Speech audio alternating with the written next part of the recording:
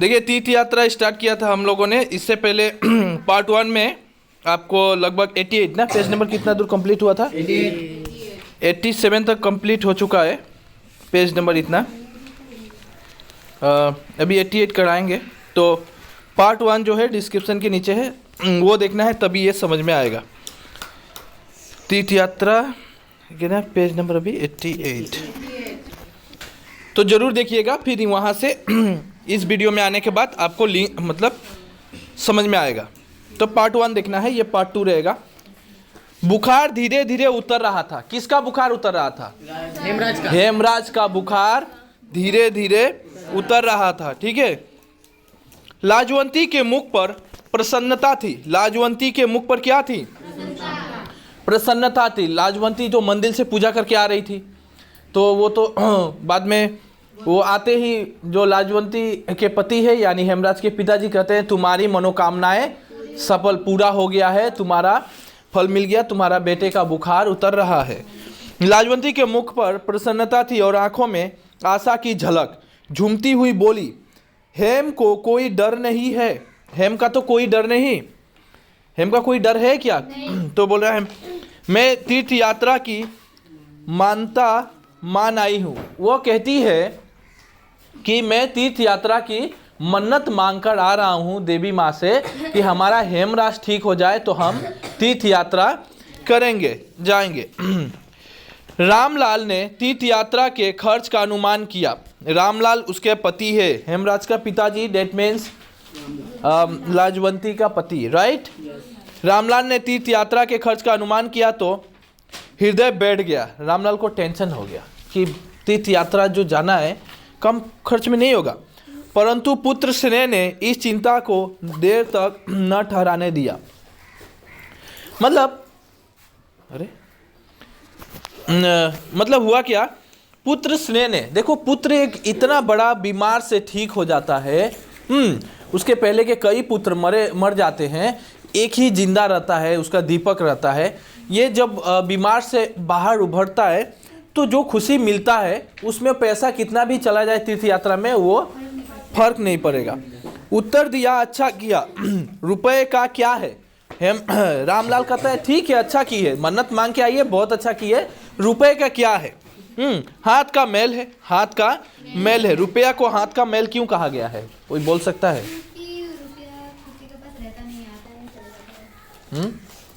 रुपया देने से खुचुल क्योंकि देखो रुपया जो है हाथ का मैल है, मतलब आया तुरंत कुछ लिया और चला गया। मतलब जिस तरह हाथों में मैला लग जाता है, पानी से धोया और चला गया, वैसा ही हाथ का मैल है, आता है और चला जाता है। परमेश्वर ने एक लाल दिया है। लाल मतलब एक बच्चा हमें दिया है, बहुत ही प्यारा।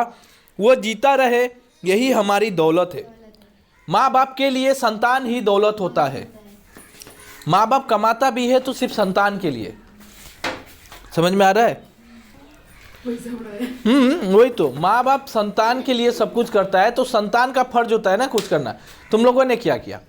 मैट्रिक पास नहीं कर पाया है, पढ़ाई नहीं करता है, थोड़ा कष्ट करके पैदल नहीं आ पाता है, साइकिल और टोटो चाहिए, 20 रुपया दीजिए नहीं तो हम घर में सोए रहेंगे, हम जाएंगे नहीं। अच्छा ठीक है। लाजवंती ने स्वामी को सुला दिया, यानी अपने पति को सुला देती है और खुद रात भर जागती रही। रात भर किसके लिए? हेमराज के लिए जागती रही। प्रभात हुआ तो हेम का बुखार बिल्कुल उतर गया था। बहुत अच्छा हुआ कि सुबह जब होता है तो देखती है उसका बुखार पूरा उतर गया। लाजवंती के मुखमंडल से प्रसन्नता टपक रही थी। मुखमंडल में प्रसन्नता टपकना मतलब मुखों में वो अपने चेहरे पे जो एक्सप्रेशन था उसका, हैप्पीनेस का, वो देखने लायक था। जैसे संध्या के समय गौओं के स्तनों से दूध की बूंदें टपकने लगती है। जैसे शाम के समय दूध का, जो गाय का दूध है वो टपकने लगता है, वैसा। वैद्य जी ने आकर देखा तो उनका मुंह भी चमक उठा। वैद्य जी भी बहुत ही खुशी हो गए। ठीक है, वैद्य जी भी बहुत क्या हो गए? मतलब वैद्य जी आकर देखा तो उनका मुंह भी चमक उठा। अभिमान से सिर उठाकर बोले, अब कोई चिंता नहीं, तुम्हारा बच्चा बच गया, तुम्हारा बच्चा बच गया। लाजवंती ने हेम की कमजोर देह पर हाथ फेरते हुए कहा, क्या से क्या हो गया, क्या से क्या हो गया। वैद्य ने लाजवंती की ओर देखा और रामलाल से बोले, यह सब इसी के परिश्रम का फल है। लाजवंती ने उत्तर दिया, देवी माता की कृपा है, देवी माता की कृपा है, देवी माँ कृपा की है, तभी हमारा बच्चा बच गया और ठीक हो गया है। मैं तुम्हें दूसरी सावित्री समझता हूँ, तुम एक ऐसी सावित्री हो समझता हूँ। उसने मरे हुए पति को जिलाया था। देखो, एक सावित्री का कहानी तुम लोग सुनेगा तो इस कहानी में आपको ये जानने को मिलेगा, मरे हुए पति को भी जिंदा करती है। एक औरत के पास ऐसा ताकत होता है, वहां पे एक तू जाके लेके आइए। तो पति को जलाया, मैंने जिंदा किया था। तुमने पुत्र को मृत्यु के मुख से निकाला है, तुमने पुत्र को मृत्यु के मुख से निकाला है। तुम यदि दिन रात एक न कर देती तो हेम का बचना असंभव था। वही कहता है, वेद जी कहते हैं कि तुम, लाजवंती को कहते हैं, तुम दिन रात एक नहीं करके सेवा करती, ना ही मन्नत मांगती तो बचने वाला नहीं था। यह सब तुम्हारी मेहनत का फल है। बच्चा नहीं, दूसरी बार पैदा हुआ है, समझो, इसका दूसरा जन्म है, इसका दूसरा जन्म। रामलाल के होठों पर मुस्कुराहट थी, आंखों में चमक। इसके 7वें दिन वे अपनी नौकरी पर चले गए। रामलाल नौकरी करता था ना, बाहर चला गया और कहते गए कि तीर्थ यात्रा की तैयारी करो। 3 महीने बीत गए। लाजवंती तीर्थ यात्रा के लिए तैयार हुई। अब उसके मुख पर फिर वही आभा थी, आंखों में फिर वही चमक, दिल में फिर वही खुशी। हेम आंगन में इस तरह चहकता फिरता था जैसे फूल पर बुलबुल चहकती है, जैसे फूलों पर बुलबुल का आना, चहकना, खिलना, मधुमक्खी भौरे गुनगुनाना, वैसी हेमराज भी आराम से खेल कूद रहा है।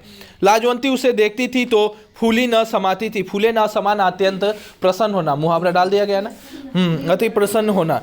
तीर्थ यात्रा पर जाने से पहले की रात उसने आंगन में सारा गांव इकट्ठा हो रहा था।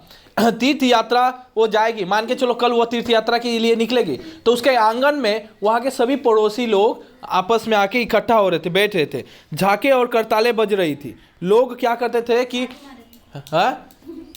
नहीं, वो गाने बजाना, भगवान का कीर्तन हो रहा था। सोचो, कीर्तन होता है ना ढोल ताल लेकर, वैसे कीर्तन हो रहा था, क्योंकि ये कल जाएगी, आज भगवान की पूजा कर लेती है, कल तीर्थ पे निकलेगी। ढोलक की थाप गूंज रही थी, स्त्रियां गाती थी, बजाती थी, शोर मचाती थी। दूसरी तरफ कहीं पूड़ियाँ बन रही है तो कहीं हलवा, कहीं पूड़ियाँ बन रहा था तो कहीं हलवा। क्वेश्चन आएगा, लाजवंती जब तीर्थ यात्रा की निकलने वाली थी तो घर में कैसी तैयारियां चल रही थी? अच्छा क्वेश्चन है, तो ये आपको लिखना पड़ेगा ये सब। उनकी सुगंध से दिमाग तर हुए जाते थे। देखो, जो पूड़ी हलवा ये सब बनता है तो उसका गंध आएगा तो पूरा स्मेल से ही मतलब बहुत एक्साइटेड रहेगा कि क्या बात है, अच्छा खाने को मिलेगा, क्या है ना, ऐसा क्या। लाजवंती उधर से इधर दौड़ती फिरती थी, मानो उसके यहाँ विवाह हो रहा हो। कि लाजवंती ऐसा दौड़ फिर रही है, किसी का घर में विवाह, शादी विवाह का जब होता है तो दौड़ धूप लगता है, वैसा हो रहा है। लोग खा पी कर आराम करने लगे। जो बच्चा बच रहा वो गरीबों में बांट दिया गया। लोग क्या हो गए, खा पी कर आराम करने लगे। और ये ऐसा होना चाहिए, ऐसा नियम भी है कि तुमको अगर तीर्थ यात्रा में जाना है ना, तो घर में मतलब ऐसे भोज की तरह पूरा पूजा पाठ करके लोगों को खिलाना पड़ता है। खिला के आप पवित्रता से नेक्स्ट दिन तीर्थ यात्रा में जाइएगा। और तीर्थ यात्रा मतलब क्या, धाम में जाना है। कई धाम होता है, जिससे 4 धाम तीर्थ यात्रा का फेमस है, बद्रीनाथ, कैलाशनाथ, ये सब जाते हैं ना। ये सब में, ये सब 4 धाम में आपको जाना चाहिए। तो मतलब ऐसे बोल रहा है, तुम लोग कभी जाएगा, तुम लोग भी जिंदगी में पाप ज़्यादा कर लेगा तो चला जाना, ठीक है। तो इधर आगे बढ़ते हैं। खा पी कर आराम करने लगे।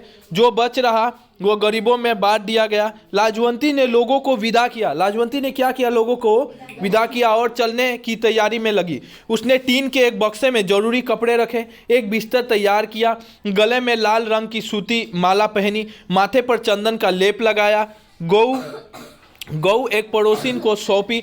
गाय जो थी, देखो अभी वो तीर्थ यात्रा में जाएगी तो गाय का पालेगा कौन, पड़ोसिन को दीजिए, भाई 10 दिन के लिए तुम देखना। सौंपी और उसके बार बार कहा, इसका पूरा ध्यान रखना, मैं जा रही हूँ। मगर मेरा मन अभी अपनी गौ में रहेगा। याद रखना, मेरा मन गौ की तरफ रहेगा कि गाय ठीक है कि नहीं है।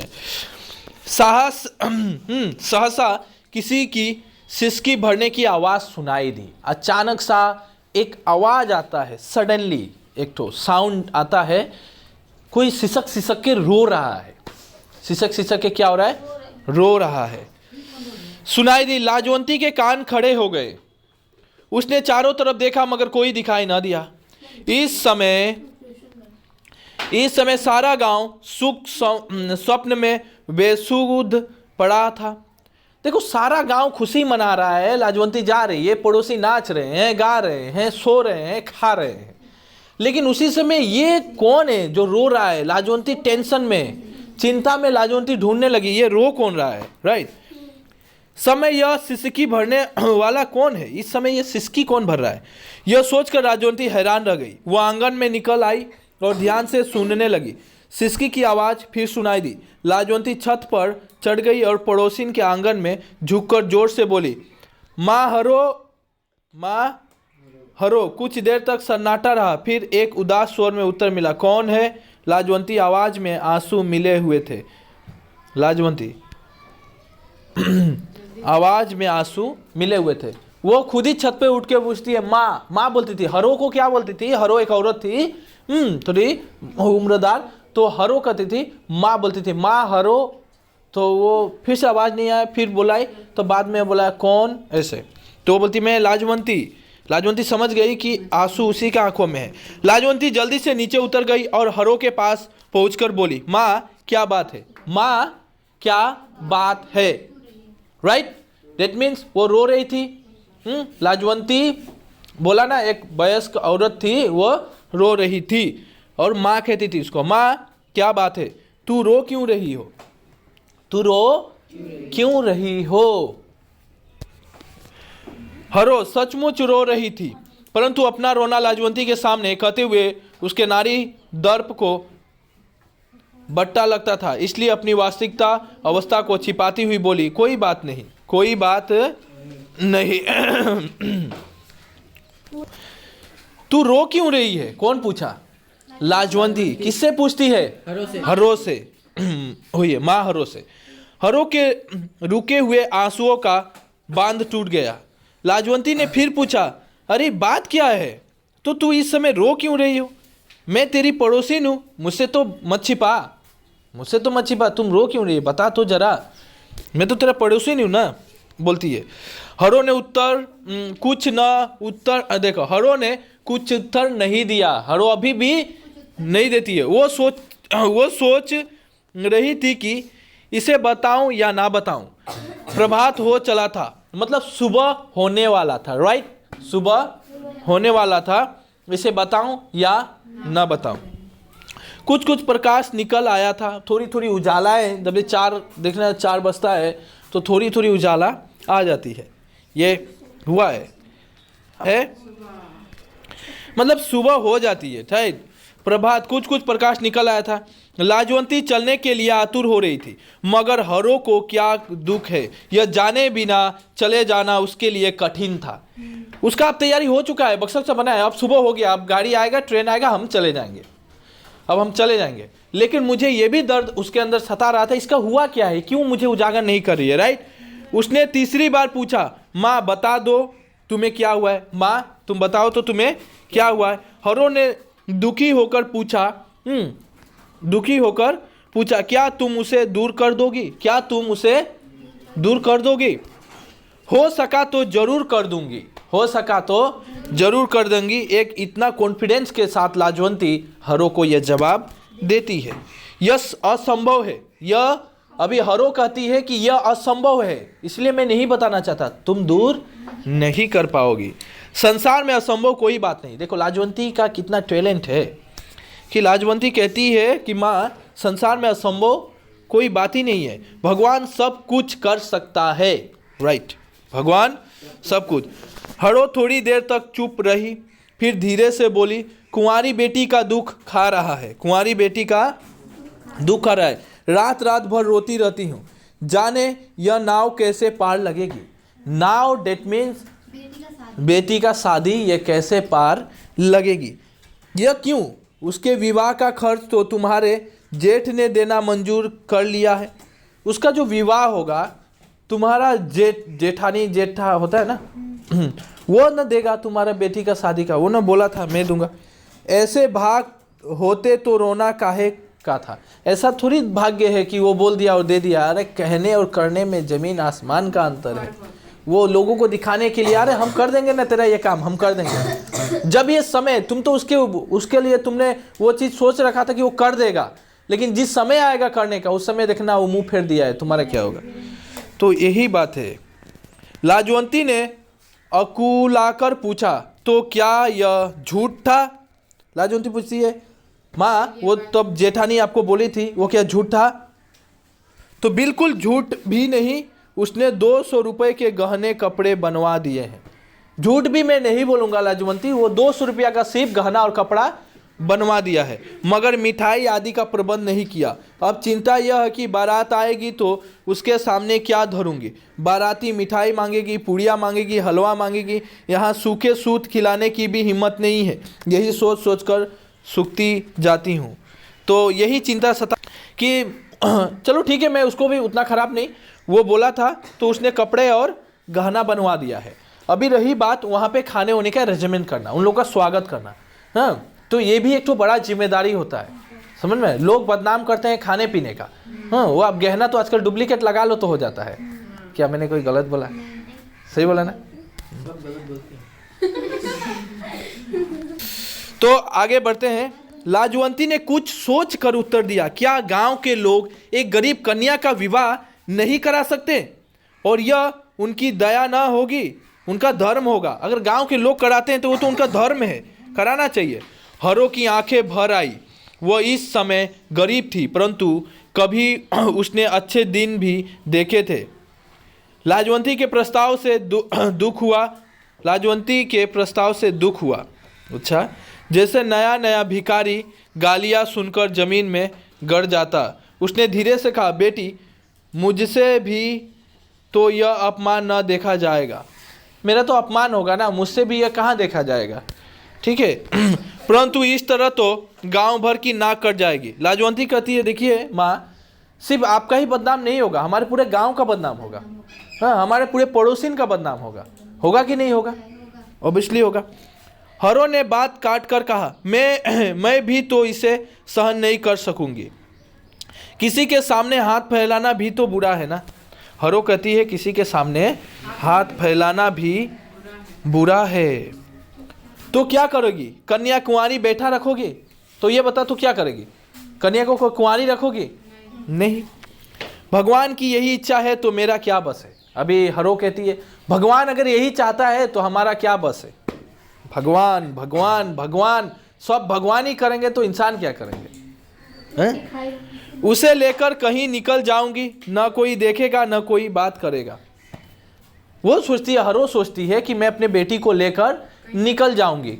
मानता हूँ कुंवारी हो गई है, कहीं चले जाएंगे, माँ बेटी काम करेंगे, खाएंगे, यहाँ के गांव के लोग ना देखेंगे ना हमें ताना मारेंगे।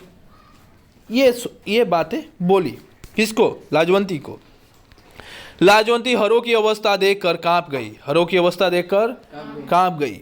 उसे ऐसा लगा जैसे कोई कह रहा है कि अगर यह हो गया तो ईश्वर का कोप गांव भर को जलाकर राख कर देगा।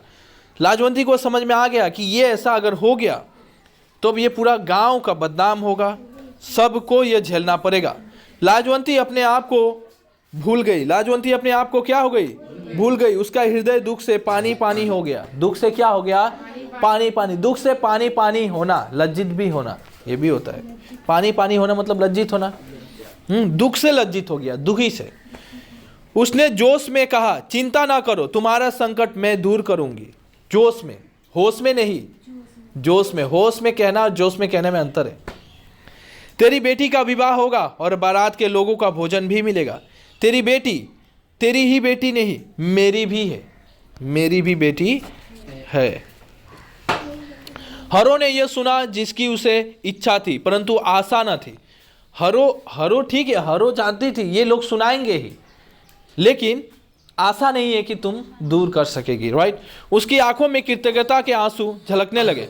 लाजवंती तीर्थ यात्रा के लिए अधीर हो रही थी, वो बेचैन भी हो रही थी कि मुझे तीर्थ यात्रा जाना है। अब चिंता सता रहा है, इसकी बेटी को दूर करूं या मैं तीर्थ यात्रा पे निकलूं।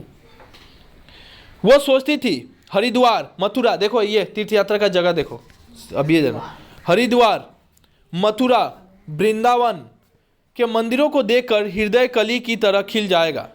वो सोचती है यहाँ पे जाऊँगा, मंदिर में जाऊँगा, हरिद्वार, काशी में चले जाइए आप, वाराणसी, गंगा जी की आरती होती है वहाँ पे भी, हरिद्वार, मथुरा में, उधर मथुरा भी ऊपर यूपी में, वृंदावन चले जाइए, देखिए वहाँ पे मंदिरों की जो कलाएं हैं देखकर, पूजा पाठ देखकर आपका मन खुश तो होगा ही। ईश्वर की मंदिर में जाए मन खुश ना हो, ऐसा हो नहीं सकता। मंदिर को देखकर हृदय कली की तरह खिल जाएगा, मगर जो आनंद उसे इस समय प्राप्त हुआ वह उस कल्पित आनंद की अपेक्षा कहीं अधिक बढ़ चढ़कर था। जो वो तो कल्पना मात्र का आनंद है, हो सकता है मुझे वो आनंद मंदिर में जाके ना भी मिले, लेकिन अभी मुझे जो आनंद मिल रहा है वो हंस रही है, हड़ो हंस रही है, उसके अंदर जो झलक रही है, मेरे अंदर भी मेरा दिल मतलब शांत हो गया। कभी कभी एक मन के अंदर से खुशी होता है, खुशी कई प्रकार का होता है।